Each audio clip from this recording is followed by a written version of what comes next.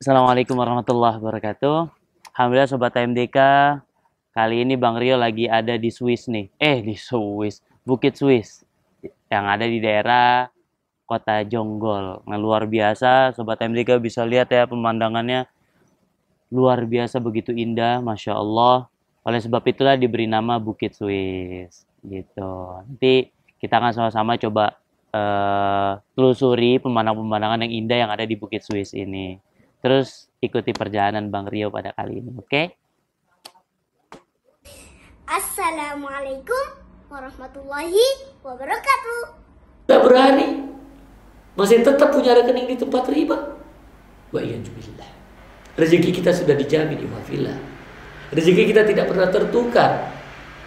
Maka segera tutup rekening kita yang ada di tempat riba. Karena satu detik ke depan kita tidak ada yang tahu. Apakah kita masih hidup? Apakah kita masih bernyawa? Apakah kita masih sempat untuk bertobat kepada Allah? Ikhwafillah. Jangan uang yang sedikit menjadi penyesalan tiada akhir. Bismillahirrahmanirrahim. Assalamualaikum warahmatullahi wabarakatuh. Alhamdulillah wassalatu wassalamu ala nabina Muhammad wa ala alihi wa sahbihi wa man tabi'ahum bi ihsanin ila yaumiddin, amma ba'd. Alhamdulillah Sobat AMDK, kembali lagi nih dengan Bang Rio di channel AMDK Al Jambi.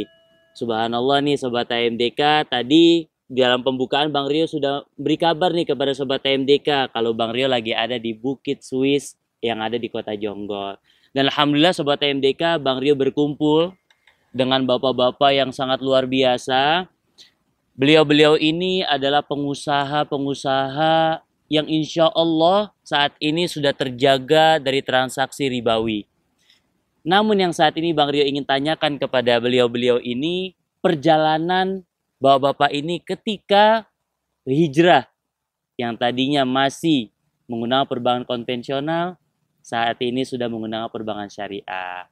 Seperti itu Sobat TMDK. Ini Bang Rio akan kenalkan dulu kepada Sobat TMDK. Di sini ada Pak Endang, kemudian ada Pak Emil.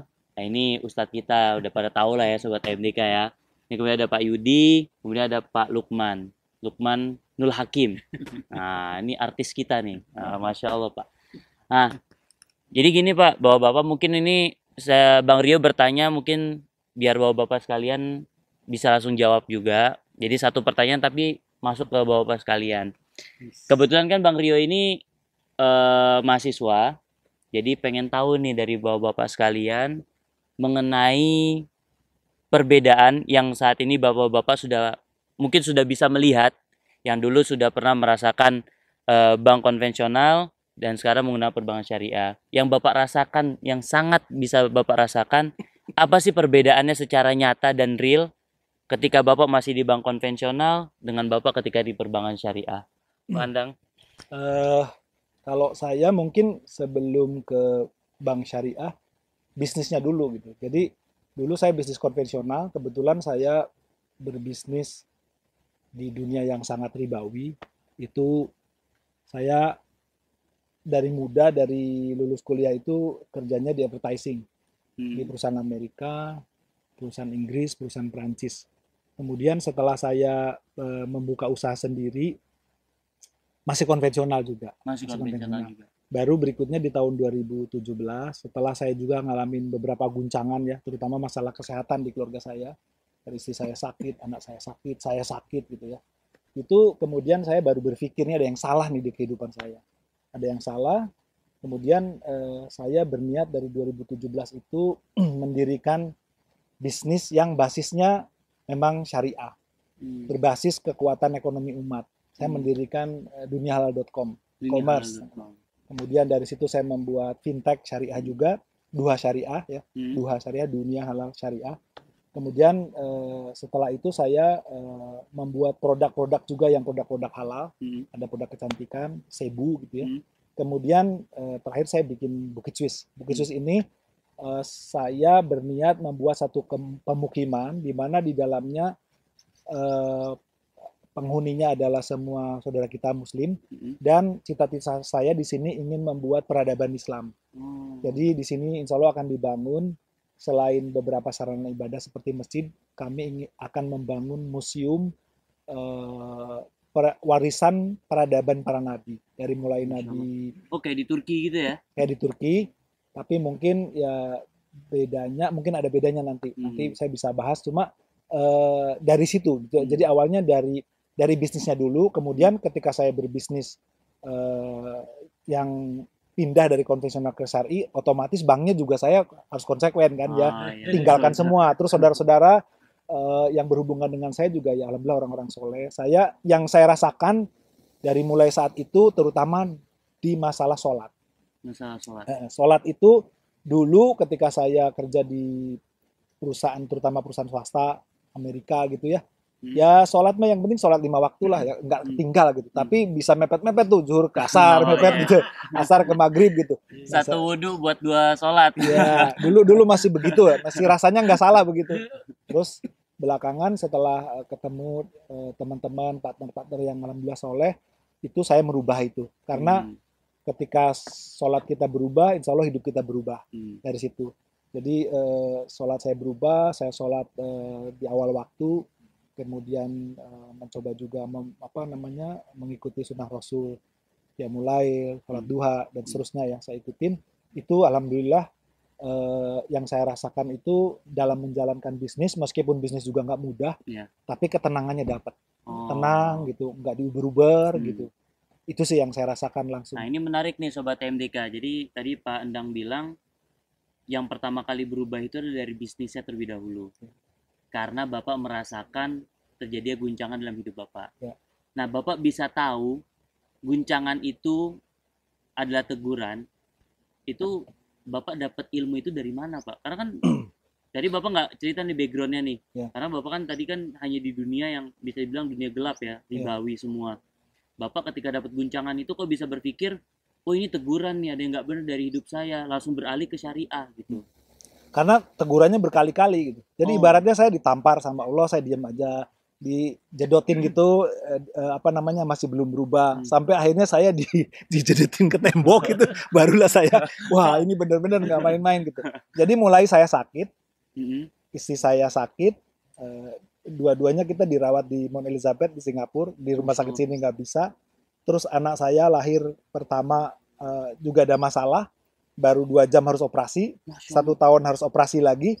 Nah anak keempat ini yang menyadarkan saya harus hijrah. Kenapa? Karena anak keempat ini nggak ada di rumah bersih, di sekolah bersih. Anaknya waktu itu baru 4 tahun. Saya baru pulang haji. Itu anak saya lumpuh, kena encephalitis. Nah dari kelumpuhan anak saya bawa juga ke Mount Elizabeth. Di sana, di Singapura itu, saya yang biasa nonton bola, hobi bola, waktu itu final Liga Champion. Nggak ada tuh semangat nonton gitu ya. Saya buka-buka Quran, saya buka-buka terjemahannya. Nah dari situ ada teguran ke saya. Jadi saya lupa di surat apa, tapi isinya itu jangan pernah mengaku beriman sebelum engkau aku uji gitu. Kata Allah kan seperti itu. Akhirnya saya, oh ya ini ujian buat saya. Jadi dari situlah saya mulai pelan-pelan belajar Quran secara benar ya, secara ngikutin sanadnya. Artinya dari mulai tahsinnya saya belajar, kemudian hafalannya saya belajar. Karena kita punya 4 kewajiban ya terhadap Quran itu. Dari bacanya yang tartil, kemudian memahami artinya, hafal, terus kemudian jadi akhlak kita. Nah mudah-mudahan saya lagi belajar itu. Dari situ saya mulai memfokuskan waktu 3 jam untuk menghafal, kemudian sehari, terus setiap hari saya belajar tahsin, ada guru ke rumah.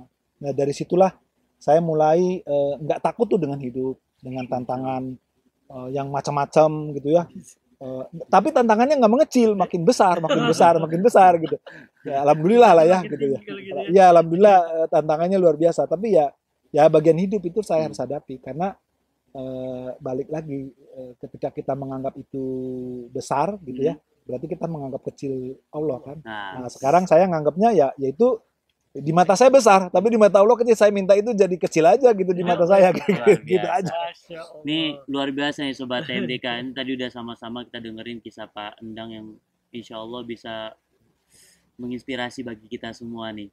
Tadi yang ingin maksud oleh Pak Endang itu ayat Allah, ahasiban nasu ayyutraku ayyaqulu amanna wa hum la yuftanun.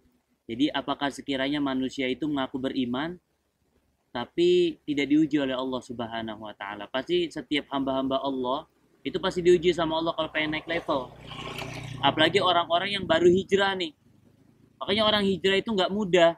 Seperti kita ketahui, kita bisa lihat di media, banyak yang hijrah ternyata selang berapa bulan kembali lagi.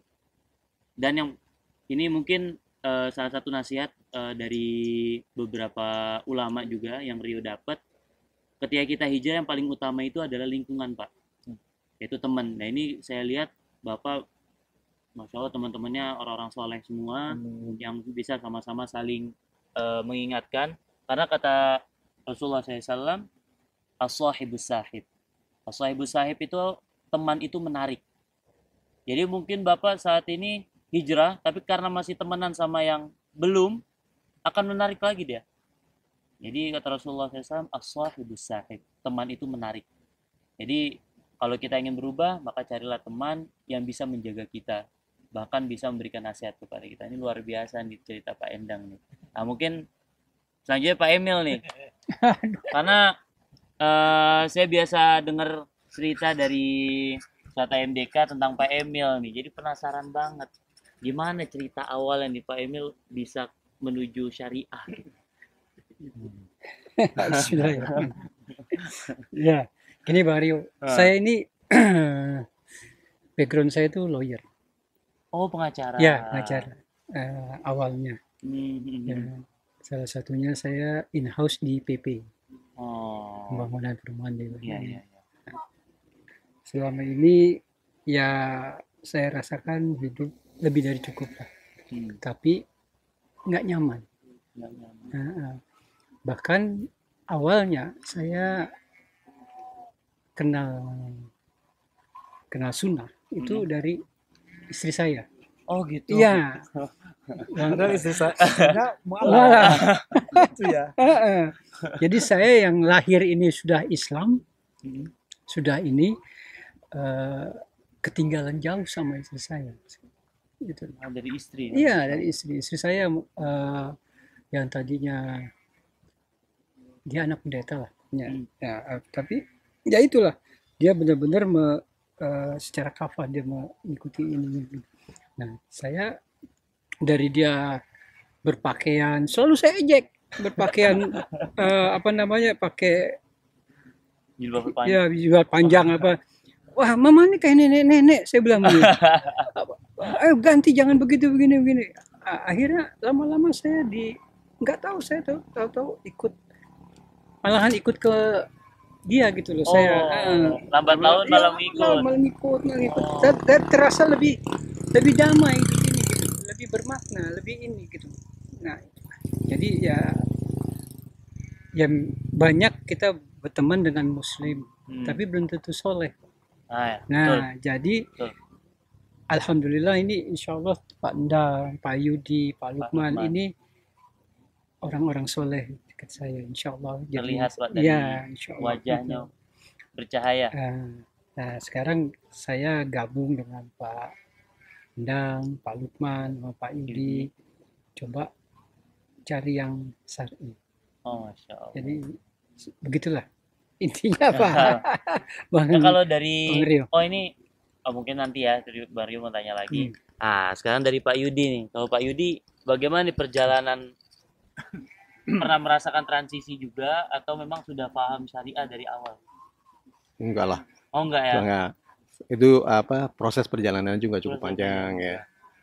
Diawali bisnis saya di perkayuan, babat hutan, tahu persis bahwa gudul hutan salah, bikinlah. Akhirnya sekali lari ke bisnis perumahan yang saya pikir itu lebih bermanfaat bagi orang banyak. Saya waktu itu awal-awal bikin perumahan untuk masyarakat kecil. FLPP dulu namanya rumah subsidi ya. Nah di situ saya menambahkan ada satu kenyamanan lah dalam bisnis perumahan.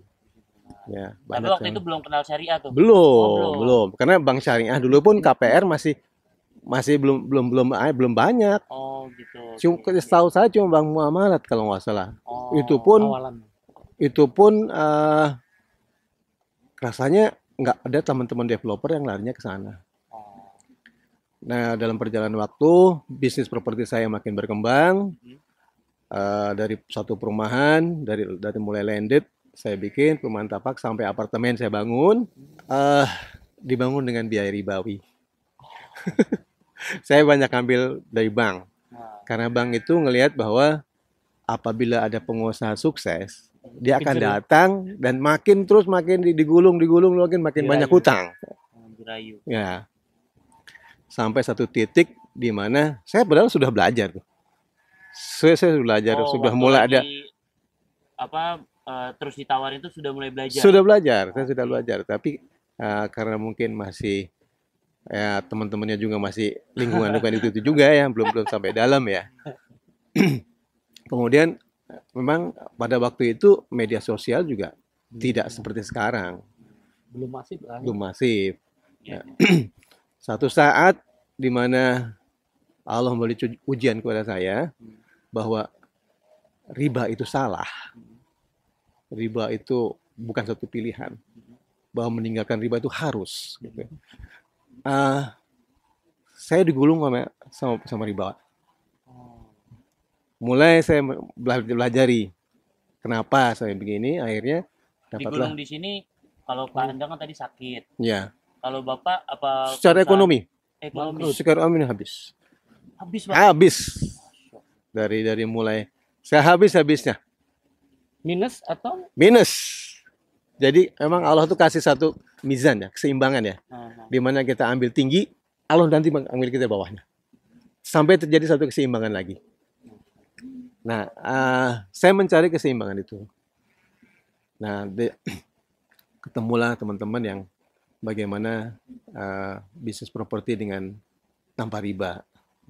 Saya belajar dari satu teman yang waktu itu beliau menawarkan satu perumahan untuk ustadz-ustadznya di radio.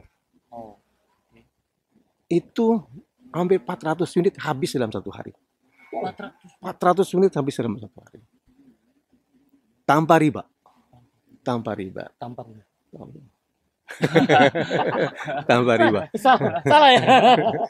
Tanpa riba. Mungkin Ustadz kenal juga. Teman beliau juga. Di situ saya melihat satu syariah yang memang indah. Oke. Dan ini teguran indah juga dari Allah. Saya sudah tidak memikirkan lagi masalah duniawi. Ya sudah, saya tinggalkan semua. Akhirnya saya sekarang bagaimana bisnis properti dengan tanpa riba. Kan bisa dengan bank syariah kan sekarang? Ya, sekarang sudah dengan beberapa bank syariah. Tapi sayang sekali saya udah nggak punya proyek sekarang. Jadi saya bantu teman-teman yang kira-kira perlu bank syariah, saya bantu dengan network saya di bank syariah. Masya Allah, luar biasa nih sobat TMDK. Nah yang terakhir, tapi sebelum itu tuh? kita kasih tahu riba tadi itu kenapa orang terlalu ngikutin itu? Karena riba itu rayuan iblis berujung azab. Saya dirayu terus ya. Karena kita tadi apa yang diceritain dulu, rayuan. Nah kalau dia ribawi, rayuan iblis berujung azab, wahai insani. Nah, ya. Bisa ya. Ya, biar jangan ini kan. Ini loh kondisinya. Masya Allah. Nah, sekarang artis kita nih yang terakhir nih, Pak Lukman Hakim. Bismillahirrahmanirrahim. Saya backgroundnya itu seniman ya. Oh, seniman. Ya, seniman ya. Orang teater. Ada di sebuah sanggar juga. Tapi yang buat saya menjadi sebuah ini ya, jadi sebuah apa ya? Titik balik hijrahnya itu saya kalau sholat malam itu saya sujud itu nangis saya. Betapa besar dosa yang saya lakukan di masa lalu. Karena gini, waktu itu betul kata Pak Endang, hidup di dunia seniman tuh di dunia itu memang ya hidup di dunia borjuis lah ya. Agama itu nomor 2 gitu loh. Saya pernah mengalami masa-masa seperti itu. Kemudian saya bergabung dengan sebuah teater di waktu itu memang sangat populer banget. Saya salah satu senior di situlah. Itu dinaungi oleh Yayasan Katolik. Tapi waktu itu motivasi saya masuk ke situ adalah dunia teaternya, dunia senimannya. Bukan karena dia Katolik, enggak gitu loh. Saya bisa berekspresi di bidang kesenian di situ gitu ya. Kita mentas manggung. Sampai beberapa kali ketika menjelang Natal, menjelang Paskah, saya itu didaulat menjadi Yesus untuk pementasannya. Itu buat saya perjalanannya. Saya minta ampun sama Allah. Ketika saya sampai di titik hijrah, saya minta ampun sama Allah. Saya betapa dosa besar saya lakukan gitu loh. Meskipun dalam frame saya waktu itu saya memerankan Nabi Isa yang notabene adalah nabi kita, ya. Tapi mungkin aplikasinya di lapangan, ya lu kan ngerayain Natal, lu kan pentas Natal gitu loh. Bukan pentas Nabi Isa, gitu-gitu lah. Jadi itu menjadi sebuah menjadi sebuah cermin diri saya, ya Allah, saya betapa banyak dosa yang saya lakukan. Walaupun itu dosanya mungkin saya tanpa sadari ya, karena saya bekerja di dunia seniman, itu adalah sebuah aplikasi daripada seni, waktu itu pentas di panggung, di tanah lapang, di panggung, dan sebagainya. Jadi saya pikir, ya udah. Nah, ketika saya bergaul dengan Pak Anang ini 20 tahun lebih di masa periklanan, saya sering ketemu dengan beliau, karena beliau di bidang kreatifnya, saya di bidang eksekusinya gitu loh. Jadi kita berpartneran lama. Tapi kadarullah, saya tidak pernah waktu ketemu Pak Endang dulu, di zaman dulu itu nggak pernah, Bang, kita nanti bikin properti, ya nggak pernah. Nggak pernah itu. Sekalipun tak pernah terlintas gitu loh. Nah, kadarullah, saya sama beliau itu memang dari dulu dekat ya, kita olahraga sama-sama waktu itu. Tapi nggak pernah bicara bisnis gitu loh. Di titik itu saya bicara bisnis dengan beliau. Bang, mau ikut nggak? Nah, beliau ini, saya tahu track recordnya beliau ini, kalau saya dulu bergaul dengan teman-temannya masih minum, Pak. Masih ngerokok, masih minum. Kalau beliau nggak. Walaupun dia sama saya hangout di kafe gitu, tapi dia nggak pernah minum.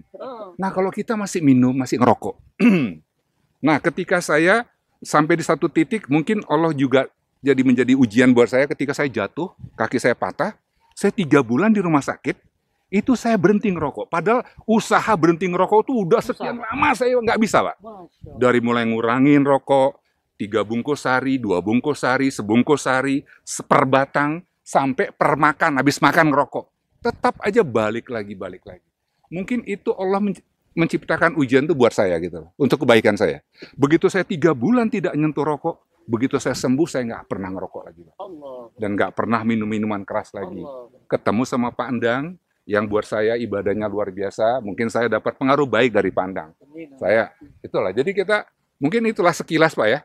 Meski masih banyak, mungkin titik hijrahnya di situ lah ya. Titik hijrahnya mungkin jadi yang menyaksikan bisa melihatlah ini mungkin apakah sebuah inspirasi ataukah ini sebuah kebaikan. Ya mungkin itu aja, Rio. Terima kasih. Assalamualaikum warahmatullahi wabarakatuh. Ternyata bener kan, beliau ini adalah artis, memang bener artis ternyata di dunia teater. Jadi nggak salah. Nah, ini kita pengen dengar dari yang suka nonton teaternya. Nah, itu Ustadz AMDK nih. Masya Allah. Jazakallah khair.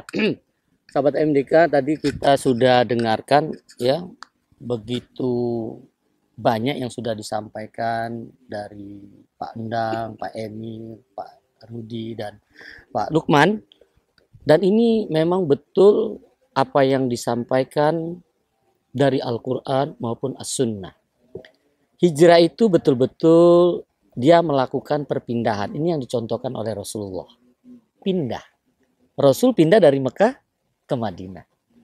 Sudah itu berubah. Ini dicontohkan oleh para sahabat. Dari maksiat kepada ketaatan. Tadi kita bisa dengarkan. Ya. Sudah itu yang ketiga keluar. Dari kelompok yang mungkin bermaksiat kepada kelompok kepada ketaatan. Ini yang namanya hijrah. Nah, kita bisa melakukan itu karena hidayah dari Allah. Bukan karena kepintaran kita. Lah. Tapi itu betul-betul hidayah Allah. Dan ini mudah-mudahan apa yang sering disampaikan tadi, mereka-mereka ini, bapak-bapak ini adalah orang-orang terbaik pilihan Allah.